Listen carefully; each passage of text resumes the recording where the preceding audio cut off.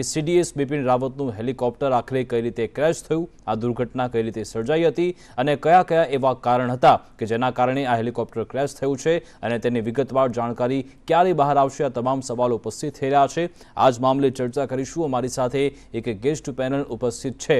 રાજકોટથી જયદેવભાઈ જોશી જોડાઈ ગયા છે કે જેઓ એક ડિફેન્સ એક્સપર્ટ છે। સાથે હરેનભાઈ ગાંધી પણ જોડાયા છે। સર, આપનું પણ સંદેશ ન્યૂઝમાં સ્વાગત છે।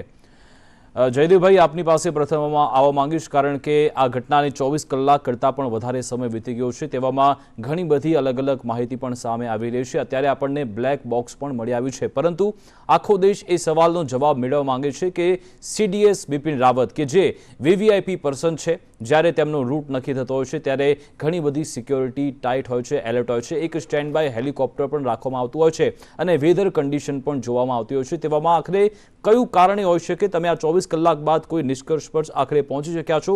કયા કયા કારણો હોઈ શકે છે જેના કારણે આપણે આ દુઃખદ ઘટના અત્યારે આ દુઃખદ સમયમાં આપણે અત્યારે જીવી રહ્યા છે?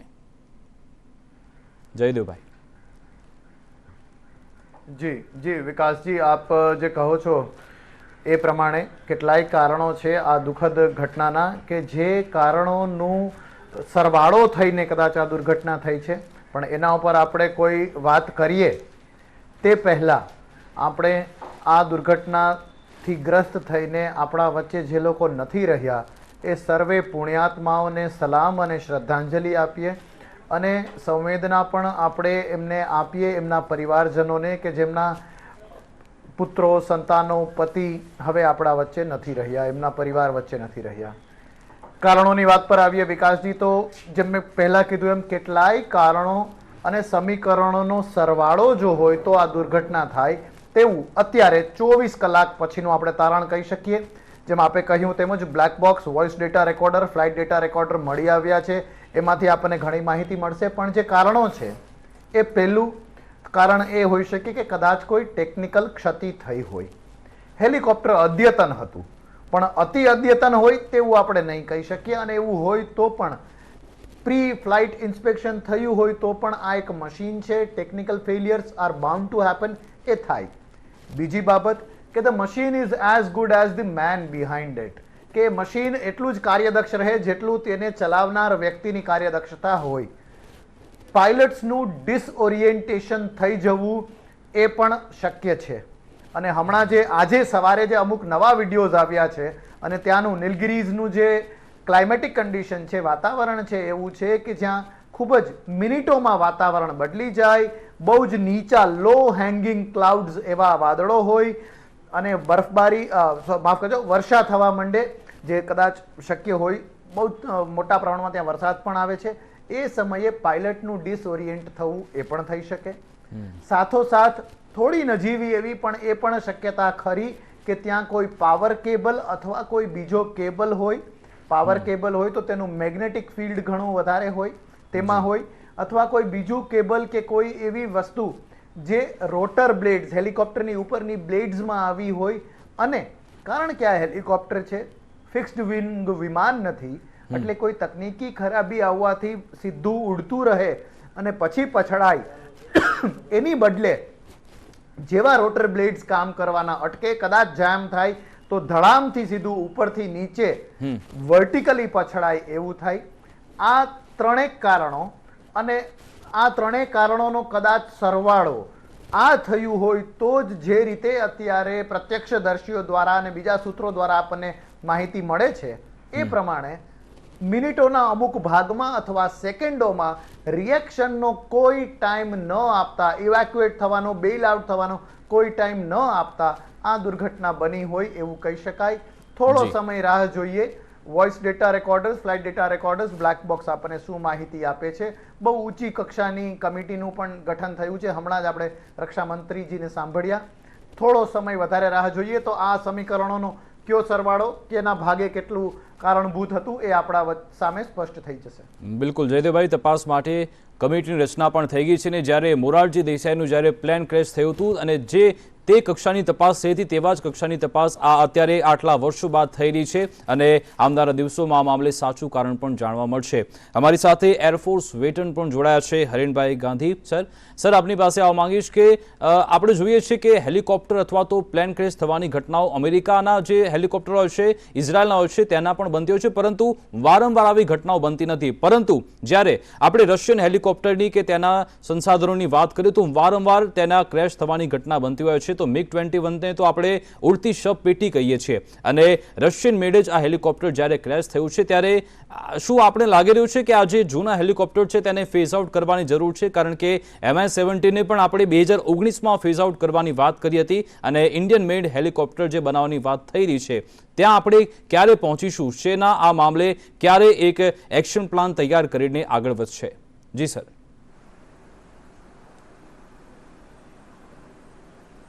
ખૂબ સરસ સવાલ છે કે આ હેલિકોપ્ટરથી આપણે મોડેલમાં કેવી પડશે, પણ હું તમને એ કહેવા માગું છું કે MiG-17 હેલિકોપ્ટર્સ છે ખાલી ઇન્ડિયામાં નહીં પણ ઓલ ઓવર વર્લ્ડની દરેક એરફોર્સની અંદર આ યુઝ થાય છે. એ અમેરિકા હોય, ચાઇના હોય કે અફઘાન હોય કે ક્યાંય પણ હોય, નાટો દેશોના જ્યારે ઓપરેશન થાય છે ત્યારે પણ આ હેલિકોપ્ટર એક્સટેન્સિવ યુઝમાં આવ્યા હતા. અને રશિયન મેડ હેલિકોપ્ટર છે. It is one of the finest and more advance helicopter for the transportation and cargo. આને મિડ લેવલનું કાર્ગો હેલિકોપ્ટર કહેવાય છે. આનું જે પેલોડ હોય છે એ 4000 કિલોનું હોય છે અને 3000 કિલો કાર્ગો પણ ઉપાડી શકતું હોય છે. આમાં 24 પેસેન્જરની કેપેસિટી હોય છે અને કરીબ 18 મીટર્સ લાંબુ હોય છે. એટલે નોર્મલી ઓલ ઓવર વર્લ્ડની અંદર જ્યારે વીવીઆઈપીની મુવમેન્ટ હોય તો એ વીવીઆઈપીની મુવમેન્ટ માટે સ્પેશિયલી આ જે હેલિકોપ્ટર છે યુઝ થાય છે. આ હેલિકોપ્ટરનો બીજો યુઝ એ યુદ્ધમાં પણ સ્મોલ એને ગનશિપ તરીકે પણ યુઝ કરી શકે છે. એમાં લાઇટ વેપન્સ યુઝ કરી, લાઇટ મશીન્સ આવું બધું યુઝ કરી અને એને યુદ્ધમાં પણ ઉપયોગમાં થાય છે. એટલે આ હેલિકોપ્ટરને આપણે જૂના ના કહી શકીએ. આપણે એરફોર્સનું ટ્રેડિશન, આપણે તો 40 વર્ષ જૂના એરક્રાફ્ટ પણ બહુ એફિશિયન્ટલી ઉડાવેલા છે. TDS બિપિન રાવતને અત્યારે અંતિમ સલામી આપવામાં આવી રહી છે અને સાથે આખા દેશમાં અત્યારે શોકની લહેર ફરી વળી છે. પરંતુ આ ઘટના બાદ અનેક સવાલ પણ ઉપસ્થિત થઈ રહ્યા છે અને તેના વિશે જ આપણે ચર્ચા કરી રહ્યા છીએ કે આખરે આ હેલિકોપ્ટર ક્રેશ થવાનું કારણ શું છે? જે MI-17 છે તે કયા કારણસર આખરે ક્રેશ થયું છે? જયદેવભાઈ જોશી, આપની પાસે આવવા માંગીશ કે મારી પાસે આ હેલિકોપ્ટરનો કોઈ અભ્યાસ નથી, મેં પોતે ચલાવેલું નથી હું કહું છું, પરંતુ જે રેકોર્ડ કહે છે તે અનુસાર તેનાથી ઘણા બધા લોકોના મોત થયા છે અને અનેક વીવીઆઈપીના જીવ જોખમમાં પણ મુકાયા છે. આ જ વર્ષની ઘટનાની વાત કરીએ તો કેન્યામાં પણ આ હેલિકોપ્ટર ક્રેશ થયું હતું. અગાઉ એકવાર કુવૈતના જે આર્મી ચીફ છે તે બાંગ્લાદેશ જઈ રહ્યા હતા અને તેમનું હેલિકોપ્ટર પણ ક્રેશ થયું હતું. 2015ની વાત કરીએ તો જ્યારે નોર્વે હોય કે પછી ફ્રાન્સ હોય, આ તમામના એમ્બેસેડર જ્યારે POKમાં પહોંચ્યા હતા અને હેલિકોપ્ટર ક્રેશ થયું હતું. આ તમામ એમ્બેસેડરના મૃત્યુ થયા હતા, તેમના ધર્મપત્નીના પણ મૃત્યુ થયા હતા અને ત્યારે પાકિસ્તાને માફી પણ માંગી હતી. એટલે MI-17થી અનેકવાર જીવને જોખમ પહોંચ્યો છે, અનેક લોકોના મૃત્યુ પણ થયા છે. ત્યારે વારંવાર આવા હેલિકોપ્ટરના ઉપયોગ આપણે ક્યાં સુધી કરતા રહીશું? ક્યારે તેને ફેઝ આઉટ કરીશું અથવા તો તેમાં જે ટેકનિકલ ખામી કે પછી સ્પેર પાર્ટ્સની ખામી છે તેને આપણે ક્યારે દૂર કરીશું? તે સવાલ છે.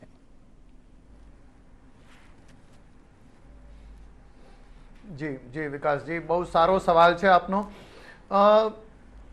સ્પેર પાર્ટની ખામી કે ટેકનિકલ ખામી કદાચ કારણભૂત એટલા માટે નહીં હોય કે આ હેલિકોપ્ટર્સ જે છે એ વીવીઆઈપી માટે વપરાય છે. નંબર 1. આપે કહ્યું એ પણ 100% સાચું છે કે ભારતમાં અને ભારતની બહાર આ MI સિરીઝના હેલિકોપ્ટરના અસંખ્ય એરોનોટિકલના ઇતિહાસમાં અને અસંખ્ય જ કહેવા પડે એવા અસંખ્ય અકસ્માતો થયા છે. જરૂર કદાચ સ્પેરપાર્ટ અથવા ટેકનિકલ અપગ્રેડની ઓછી પણ વધુ જરૂર જે છે એ બાબતની છે કે બદલતા સમય સાથે, બદલતી ટેકનોલોજી સાથે શું આપણે વધુ આપણી જાતને એટલી જ ઝડપથી એડાપ્ટ કરી શકીએ, બદલી શકીએ કે નહીં. ચિનુક અને અપાચે પ્રકારના હેલિકોપ્ટરો જો આપણી પાસે અત્યારે હોય, ભારત ખરીદી રહ્યું હોય, તો MiG-17 ગમે તેટલું અદ્યતન હોય, ગમે તેટલા વીઆઈપી માટે એણે કામ કર્યું હોય, તેમ છતાં સુકામે આપણે એક નેક્સ્ટ ઊંચું પગલું ન લઈએ. એના ઉપર આ વાત એક દિશા નિર્દેશ કરે છે. જેવું આ MI-17 સિરીઝમાં બન્યું છે કે બીજામાં એવું જ કંઈક આપણે મિગ સિરીઝના પ્લેન્સમાં થયું છે. નવા એમાં તો સ્પેર પાર્ટનો જ પ્રોબ્લેમ હતો, ટેકનિકલ ખામી જ હતી, પણ જ્યાં સુધી એને ઉડતું તાબૂત એવો બિરુદ ન મળી ગયો ત્યાં સુધી કેટલાય લોકોના પેટનું પાણી હલ્યું નહોતું. એટલે કદાચ ક્ષતિઓને દૂર કરવી ને સતત અપગ્રેડ કરતું રહેવું. જૂનું જ વર્ઝન છે જેનું આ V5 એટલે 5મું વર્ઝન છે, એ અપગ્રેડ કરીને રંગરોગાન કરીને સારું રાખવા કરતા જો લેટેસ્ટ ટેકનોલોજી હોય તો તેના માટે એક શબ્દ વિકાસજી વપરાય છે, ઓફ ધ શેલ્ફ ખરીદવું. જેવું છે એવું જ તરત જ પ્લગ એન્ડ પ્લે, જે આપણે કોમ્પ્યુટરમાં કહીએ કે લાવો અને તરત જ ઉપયોગ કરી શકો, એ રીતે શું કામ ન લેવું, એ તરફ આપણને સૌને વિચારતા કરે એવી આ દુર્ઘટના કહી શકાય. બિલકુલ, બિપિન રાવતનો પણ આ જ મેસેજ હતો અને તેમનો આ સંદેશ હતો કે આપણે સતત અપગ્રેડ થવાની જરૂર છે. અને તેમણે 2 ફ્રન્ટ વોરની તો થિયરી હતી, પરંતુ તેમણે 2.5 ફ્રન્ટ વોરની પણ વાત કરી હતી. એટલે કે એ માણસ આપણી વચ્ચે નથી, પરંતુ તેમના જે મેસેજ છે, તેમના સંદેશ છે, તેને પણ ફોલો કરવાની જરૂર છે. અને હરેન ગાંધી, આપની પાસે આ જ સવાલ પાસે આવીશ, કારણ કે એક મોટું વેક્યુમ સર્જાયું છે આપણી જે ઇન્ડિયન એરફોર્સ છે, ઇન્ડિયન સેના છે, તેવામાં જે આ વેક્યુમ સર્જાયું છે તેને લઈ હવે આગળ સૌથી મહત્વની બાબત એ છે કે આપણી CDSનું પદ છે તે ભરવાની ખૂબ જ તાતી જરૂરિયાત છે, કારણ કે 2 દાયકા બાદ આપણને CDS મળ્યા છે ને આ કમનસીબ દુર્ઘટનામાં આપણે તેમને ગુમાવ્યો છે. તેવામાં હવે આગળ શું પ્લાન હોવો જોઈએ અને આ આખી ઘટનાથી આપણે શું શીખ્યા છીએ?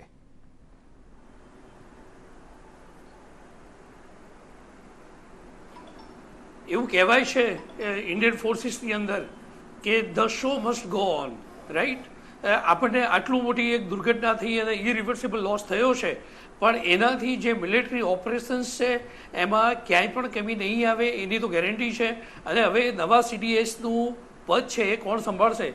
નોર્મલી એવું હોય કે જે પણ આ ત્રણેય ચીફ છે, આર્મી, નેવી અને એરફોર્સના, એ ત્રણેય ચીફમાંથી મારું માનવું એવું છે કે જે પણ વહેલા રિટાયર થવાના હશે એમને અત્યારે કદાચ કાર્યકારી પદ આપવામાં આવશે અને જેવા એ રિટાયર થાય એઝ એ ચીફ તરીકે અને પછી એમની એપોઇન્ટમેન્ટ હું માનું છું ત્યાં સુધી chief of the defence staff તરીકે કરવામાં આવશે.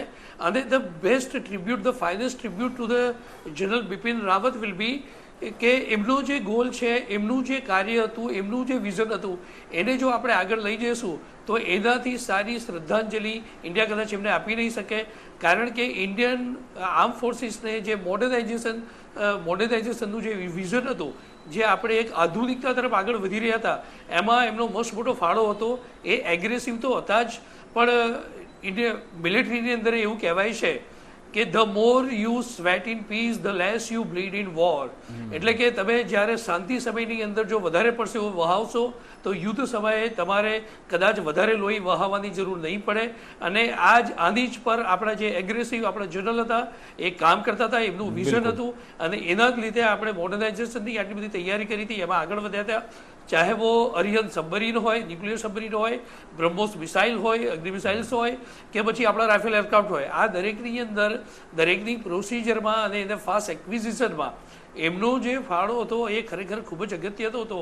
અને હવે જ્યારે પાયલટલેસ એરક્રાફ્ટ ને ડ્રોન્સ ને આવી બધી પણ સિસ્ટમ આવી રહી છે કે જ્યાં આગળ આપણું જે ઇન્ડિયન આર્મ ફોર્સિસ છે એ મોડર્નાઇઝેશન પણ એટલી હદે હવે આગળ વધી રહ્યું છે કે જ્યાં કદાચ આપણી સેનાને અપગ્રેડ કરવાની વાત હોય કે પછી આવનારા સમયમાં જે સંકટ આવી રહ્યા છે તેને લઈને પણ બિપિન રાવતે ખૂબ જ મહત્વની વાતો કહી હતી. તેમણે છેલ્લે એ પણ કહ્યું હતું કે આવનારા સમયમાં બાયોલોજીકલ યુદ્ધ પણ થઈ શકે છે, બાયોલોજીકલ વેપનથી હુમલા પણ થઈ શકે છે. એટલે આ મામલે પણ આપણે તે મામલે આગળ કોઈ એક એક્શન પ્લાન બનાવવાની જરૂર છે. અને જે તેમણે પોતાના મંતવ્ય આપ્યા હતા, જે પણ તેમણે ઇનપુટ્સ આપ્યા હતા, જે પણ સ્ટ્રેટેજી બનાવી હતી, તેને જ અનુસંધાને આગળ વધી સરકારે અને સેનાએ પણ આગળ વધવાની જરૂર છે. આ જ મામલે તમામ અપડેટ્સ આપના સુધી પહોંચાડતા રહીશું.